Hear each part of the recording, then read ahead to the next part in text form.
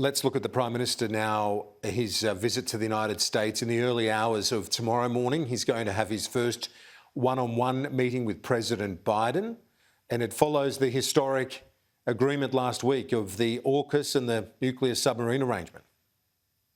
Let me tell you what the main objective of this trip is, Kieran. The number one priority is having an effective bilateral face-to-face with President Biden, ensuring that that goes well, creating a sense of one-on-one understanding with the President, and above all, getting direct assurances from President Biden about the new defence technology agreement and the nuclear-powered submarine agreement. That is the number one objective, particularly in the teeth of the French campaign and the pressure the French are putting on President Biden, and particularly seeing, I think there is a grey area here in terms of how far the Americans might go in terms of providing nuclear-powered technology to the Australian government. And in that sense, Morrison needs to nail this down as much as he can.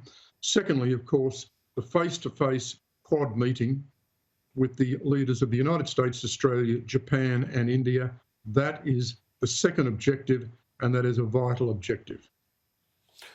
And finally, before you go, this furor from the French particularly, suggesting that they should have been briefed by the Prime Minister ahead of the announcement. That is laughable.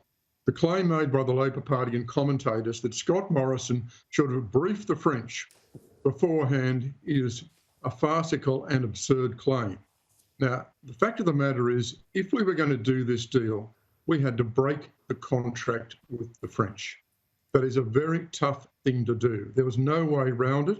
This is one of the most important defence contracts in French history. It would have been a personal insult. It was a personal insult to the President of France, President Macron. Now, Scott Morrison and virtually everybody else underestimated the French reaction, and I think that was a mistake.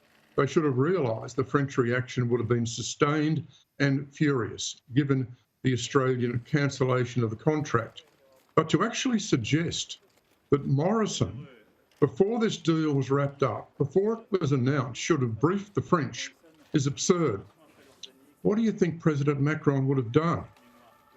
It's obvious what he would have done given the current campaign. He would have rung President Biden and he would have said to President Biden, listen, Joe, France is a far more important country in the world than Australia. I think you need to rethink this deal.